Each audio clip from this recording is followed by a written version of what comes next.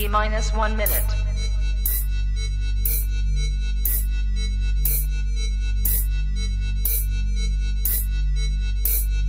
T minus 50 seconds.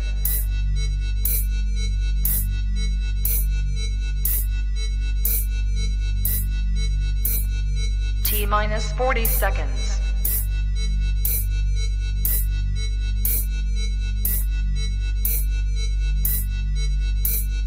T minus 30 seconds.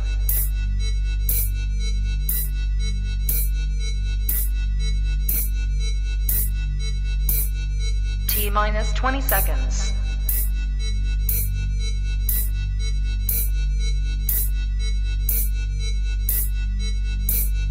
Ten, 9, 8, 7, 6, 5, 4, 3, 2, 1, 0.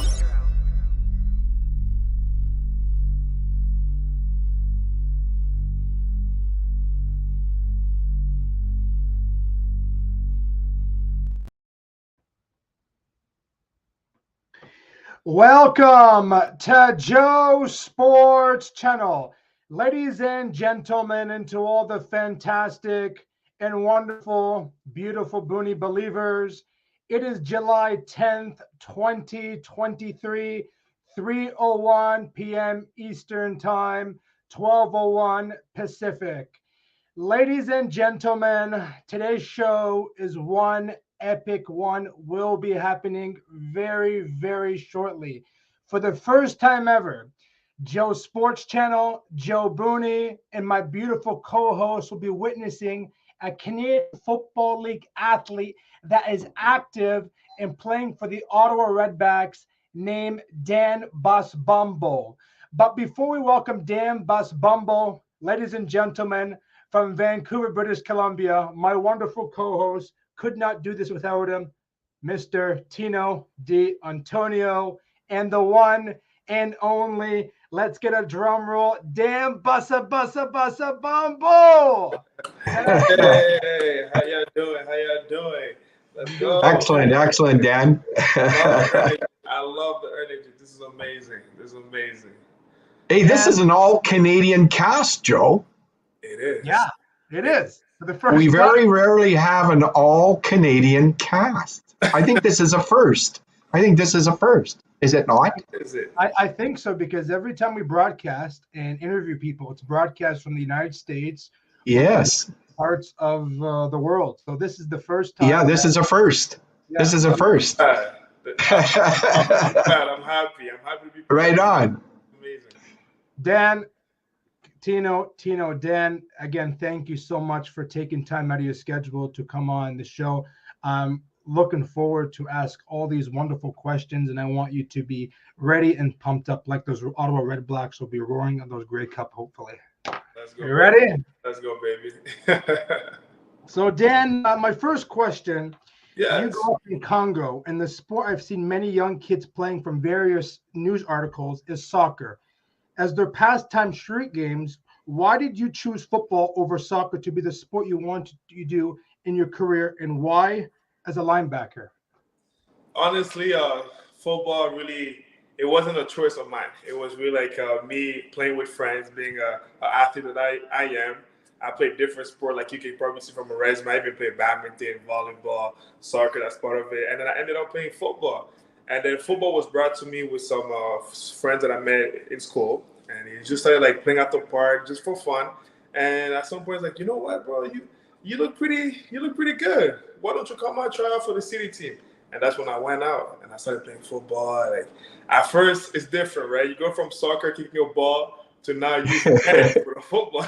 Yeah. So it was a good, different change, and just being allowed to hit people, tackle people, and the game was just like such a high energy level, and I was like, okay, this is something interesting. Let me dig it more, and then that's when I kind of went on, and I figured out after a little while that like I wanted to play linebacker because I just like that energy of just bringing out the beast, that we don't really always get to bring out in everyday life. And that's when I started playing defense, and I started watching even more like the bigger leagues. At first I was really, and still am, a 49ers fan, just to let you know, Joe.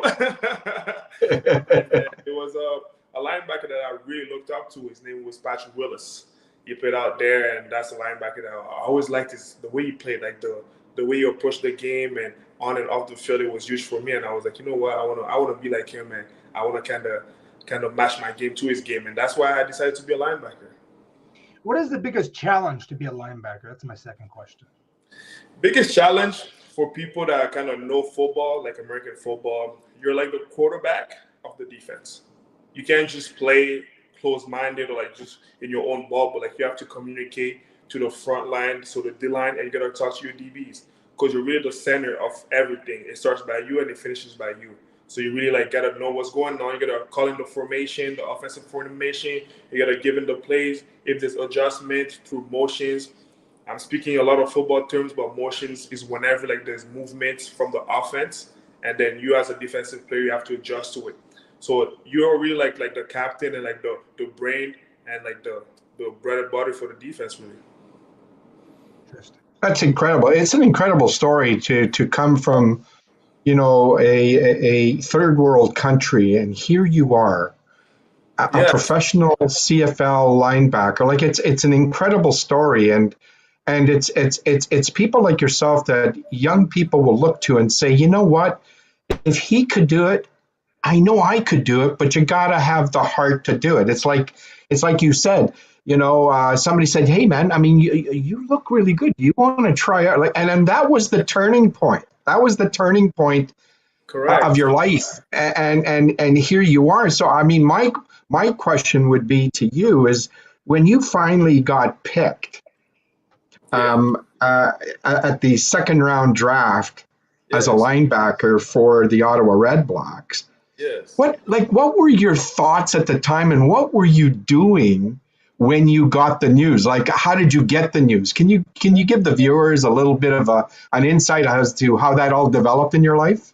Yes, I will, of course, and it was pretty special. My draft year, because it was the COVID. When we had the whole country, the whole world shut down, right? We had COVID going on, and like I remember, like the past like college season was canceled, so we didn't have college football at all, and you were just waiting on there, and even our combine got canceled because of COVID as well. So then you were just there, and they were just like you couldn't showcase anymore, and the only thing the coaches had and the scout, they really had only game film from the past years. So you were there waiting, and you didn't really know the approach, because as much as like it was difficult for us, it was probably the same, the same trouble for them, because they didn't see players probably like a whole season. And, Right. And I remember when the draft came along, I was in Ottawa with mom and dad. That's when I wasn't in college anymore. I just went back home. Everything, we're all locked down anyway, so everybody had to be at home. So if everybody went out, you were not supposed to be out. So I was at home, and I remember turning the TV on when the draft started, and I was nervous. Because I didn't really know how it was going to go. I didn't really know what would be the approach, right? We're not having a combine. We're not having a season. I didn't know how they would do it. And I remember me and my mom, and my dad, were three of us around the TV. And just before my name comes out at the second round, 19th pick, I get a phone call. From the Red Blacks, and I'm like, hello. And honestly, it's a blur, because you're like, you're not even listening to what they're saying. You're just like, what? Like, is this real? No kidding. No kidding. My mom and dad were just looking at me like, wow, this is real. And the funny thing, the most beautiful thing about all this is that I was getting drafted to my home city. So I just became like the hometown kid right there, that's coming back, like that's gonna be playing in front of his family and friends, and that's something I never really did when I went to play college away. So it was such an amazing feeling, and honestly, I couldn't have wished it to be like a better year, and especially with all the COVID that was going on, all the lockdown, first we're down, and that moment just lifted up a lot of people, and I'm glad and I'm happy that I was able to live that experience for sure. For sure. Yeah. Dan, during the 2023 training camp with the Ottawa Red Blacks, you were placed on a 6-game injured list. Can you tell the viewers why you were put on that list? That is, if you're available, disclose the injury with us. and the viewers? Yeah, football is a physical sport.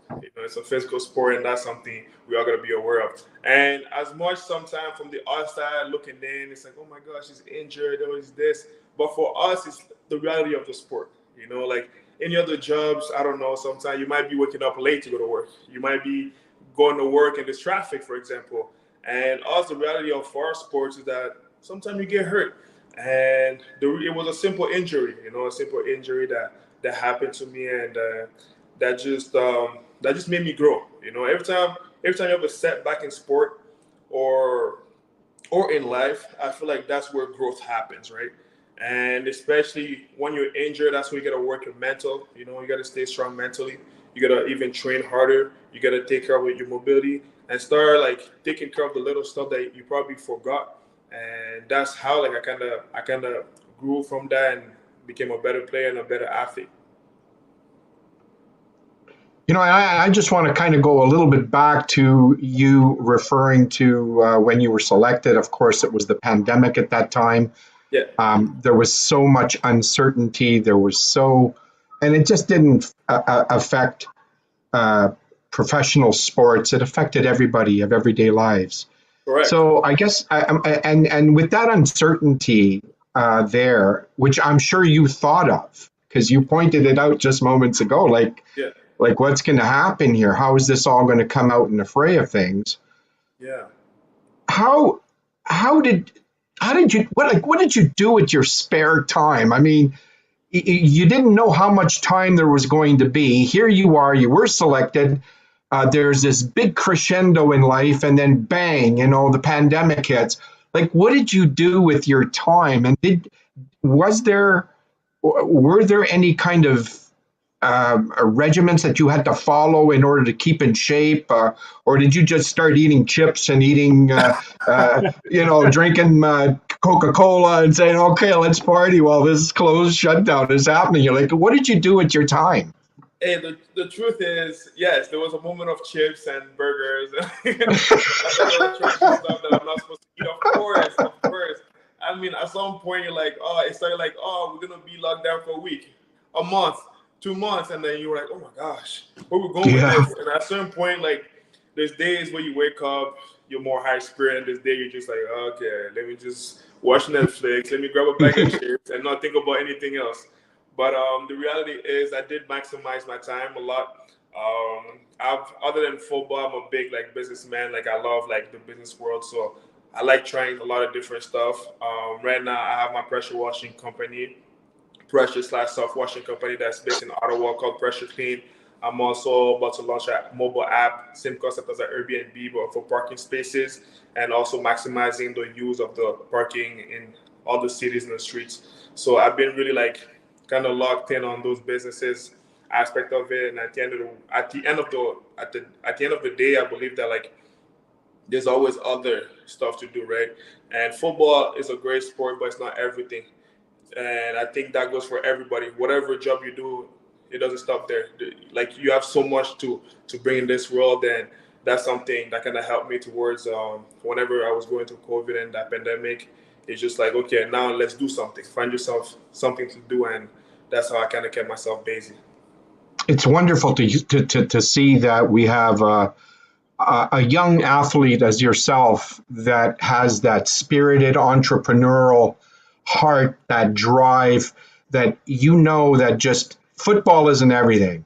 Yeah. And I love the fact that you brought that up, because ladies and gentlemen, and you young people out there that are listening to this, this fella, he's wired as a capitalist. I call him a capitalist. Why? Because he knows that if he uses his skill set outside of the sport that you love, correct, there's other things that you can do to motivate yourself, to earn a better lifestyle, and to just get yourself out there. So I'm really proud of you in that regard, Dan. Thank you so much for bringing that up. Thank you.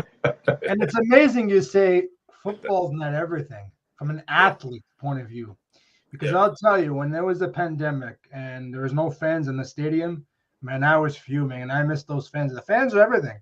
The fans fill the seats up, they fill the tickets up, they sell out. It's all about the fans at the end of the day. But for a person to say that football is not everything from an athlete, and I got to do one of these, go Packers go, I got to say. My final question to you, Dan, is I'm not sure how you can respond to this, but would you like to play in the NFL one day? And if so, where would you like to play? And would you like to keep your position? That's a beautiful question. Beautiful question. Honestly, you get to a point and you where better not be a 49ers fan. That's where I'm going straight. To be honest, at some point, like when you're young, for sure, like you're kind of trying to learn about both leagues, right? And being NFL, being kind of bigger leagues, like no one just because it's out there more, the publicity and the media is like they have better coverage. That's kind of what you see more on TV. And for sure, growing up, you're like, oh, I want to make it to the biggest league, and you see the NFL. But as you go through here, like you sport, like college football down here, university football down here in Canada, you start appreciating the game of football even more. And especially when you're in the league, you see like there's amazing athletes. There's amazing athletes. It gets to a point that more and more you're seeing Canadians play down south, and players from down south come up here in Canada. And honestly, like the talent is getting so close that I believe that like even if you're in the CFL, you're probably as good to play in the NFL and vice versa. And for sure, like if I do have an opportunity to play in the NFL, of course I will. Of course I will. At the end of the day, we want to make the sport grow, right? And it's bigger than us. It's bigger than me. And if ever I have an opportunity, why not? And just also having a different experience to add to my own belt will be amazing. And for sure, yes. And where would I go? I'll go to the 49ers. I don't want to listen to this trash anymore. I want to go from a professional point of view. And it just came to my mind. And why is the NFL 3 downs and only 100 yards the field, and the NFL is 4 downs? No, the NFL is 4 downs, and the CFL is 3 downs. Why is the field bigger in the CFL than the NFL? Can you explain that? Do you know anybody? You see, I don't wanna say stuff that I'm not sure of, but all I know is that the CFL been here longer, so we gotta ask the people down there why it changed. But that's how it always been. Because I've noticed the CFL, it only has 3 downs, and the NFL is 4 downs with 100 yards. You guys are 10 yards bigger, and you see your end zone. Maybe they wanted more action on offense, giving maybe more chances for offenses to maybe drive more the field. Having 4 down means like you have 4 tries, right? Where here it's like 3 tries, and sometimes like it can be fast. That's why here like you see like the special team concept like it's really more important because you can be 2 and out and then special team, 2 and out, special team. But in the NFL, there's a lot of like first down because it's like they have like 4 tries, right? So I've noticed, and I want to put this out there before Tino asks his final question. Yeah, go ahead. I've noticed your end zone, your TDs with the touchdowns, you can fit about 5 to 10 cars there. And it's so big in the NFL, you're lucky if you're 3rd and 15 and throwing it to, let's say, I don't know, Tyreek Hill, and you're lucky if you can fit 10 cars in there. And correct. It's not fair, man. Come on, man. It is pretty wild. It is. But I mean, they have more tries. They do have more tries to score in that. That's right. I don't know what to put that out there. But yeah, that's amazing. Dan, I got one final question myself too, and yes, you're still very young. Correct. Joe, very young, and especially from where I'm sitting. Yeah. So you've got so many more years to develop your life, so many more things to experience, and more endeavors, whether it's in commerce or opening up other companies and so forth. If you had to go back and before you chose football as to be your career, what would have been something that you wanted to do as a career, as a professional, other than football or other than a sport? What would that have been, Dan? If we go back to my childhood, I don't know. I was a big fan of like undercover cops. That's Really? something I was always intrigued in, being like an undercover, help like in a crime world and like living like a double life. That's something I always find intriguing. I mean, I don't know if that's how it is, but that's how I see it in the movies, right? And they always look like somebody that's just like, you have a life here in Canada, but you get sent on another mission, maybe in China where you're maybe an undercover person and you have a new name, you're a new person, and just living that high roller coaster like lifestyle is something that like I was kind of intrigued about back then. And then the more and more life goes on, life kind of guides you to a different path. And For yeah, sure, for sure. And you just kind of struck a nerve with me, and oh I'm yeah, not going to get into the details, but I do have a very extensive and long investigative and legal background, and I do a lot of forensic stuff where okay, you got to figure out, okay, how did this $700,000 worth of carpets uh-huh, get stolen out of this boutique in yeah, downtown Vancouver? Like, how did it happen? How did uh-huh, it go about? How did it take place in less than 2 minutes? Because as soon as the alarm went off, it the was gone. cops were there, but all these carpets were gone. Gone. $750,000 worth of carpets. So, like, you struck a nerve with me because actually that was one of my more interesting cases.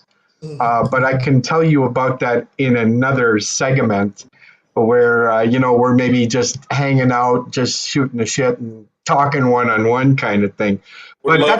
that's an interesting thing, Dan, because it is a very rewarding um, area of life to Yeah, try to figure out how the mind thinks. yeah, And when you get these profiles of different individuals, you start to get a better understanding of how they're correct, thinking, who their contacts are, and correct. so forth. So it's interesting that you would bring that up. And you know what? I'll tell you right now, it's not exactly like what you see on TV. It's a little bit I don't know. more that stuff that, like, I look at it and I go, yeah, right. Yeah, they make it more interesting. And I But don't and I don't drive a red Ferrari. oh no. Oh well, that's not how I imagined it. I mean, it would be nice, right? 100%. Oh, for Well, sure. you know what, Dan? It was really a pleasure having you here and extending your time to both Joe and I. Um, Thank you, guys. you are a very bright light, and I wish nothing but success and many more blessings coming your way. Thank you. You're a wonderful human being, and thank you so much for sharing what you did. And Joe and I really appreciate it. Joe, do you have any closing comments for our friend here? I do for the 49ers fan, of course I do. I have. I first off want to say, Dan, seriously, thank you so much for taking time out of your schedule to come on the show. Thank I learned a lot. I've never interviewed a CFL. We've never had a three-way Canadian, one from London, one from British Columbia, and one from Ottawa. So you. it's truly a blessing. I wish you nothing but the best. Stay healthy. Thank Go you. out there, give it your 110%, and go win a Grey Cup for Ottawa. And get us tickets to Ottawa so me and my co-host can come Please, down there and support you. I want tickets to please. Ottawa, and I Fly. want to come see you guys. That's no problem. That's no problem. That's a call away, a phone call away. No problem. Thank you guys. Thank you guys No as well for problem. having me, and I'm loving what you guys are doing, and I believe that this is gonna keep growing. So keep in there, and I'm all for it. And Thank you, brother. though I don't mind getting invited back again. This will be my Hey, pleasure. next sure. time when you come, I want your head coach on the panel as well. I'd love to have a head coach. Okay, perfect. Yeah. We just gotta plan it with the schedule, and everything can be done. Everything's possible. Anything's possible. Stay healthy. Stay healthy. If you ever need anything, just give me a phone call. Appreciate you guys. Thank you so much, Dan. Bye bye. Dan Basambombo, Auto Redbacks, linebacker. Basambombo! What an unbelievable individual. I don't think I've had more fun on a show than right now.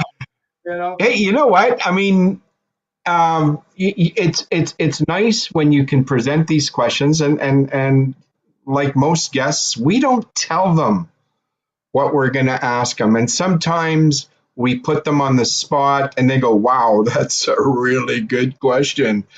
And when it's raw like that, that's what brings the content to the show, Joe. Oh, for sure, absolutely. Right? It's like the That's what question- brings us the content.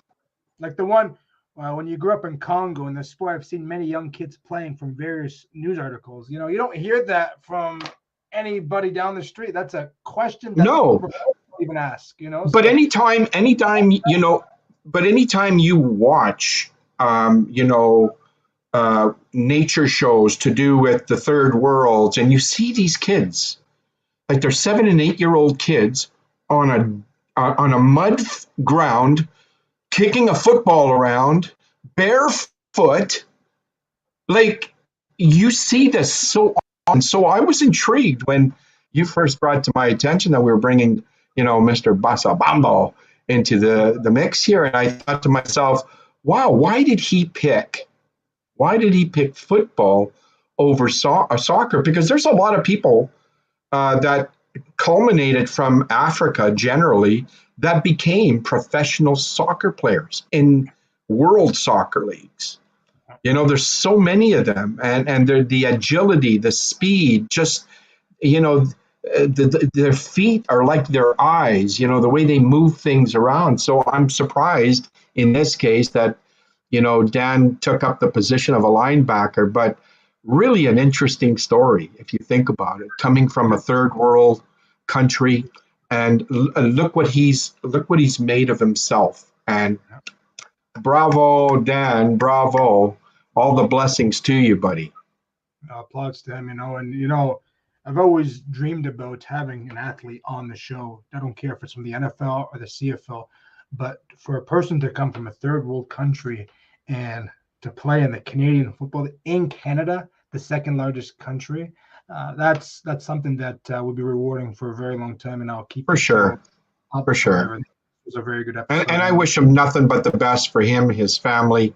I just wish him nothing but the best. I'm so pleased that we had the opportunity to speak with him, Joe.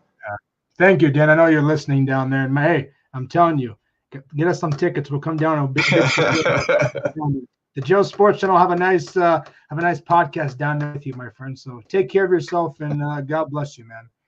And I enjoyed this broadcast once again with you, Mr. Tino D'Antonio. Without you, this would never have happened. So thank you for attending again and taking time out of your schedule as well. How many times do I have to say that today? And just attending the show. So thank you, Tino. I appreciate that. And one thing that I'd like to say is to the viewers, the people that are watching in the background, that they're lurking or doing whatever you're doing, listen, subscribe to Joe's Sports Channel. Hit that subscribe button. It's totally free. And come back. Like, we have some really good shows. They're not boring. They're quick, to the point. We get to the business at hand. We have some wonderful guests just like Dan Basambombo. And we've had so many other guests that are just wonderful as well. And I hope to see you guys here in future broadcasts with myself and Joe Booney. And I'm going to sign off. Joe, I don't know what you're going to do, but I know I got things to do. So you can do the sign off, brother.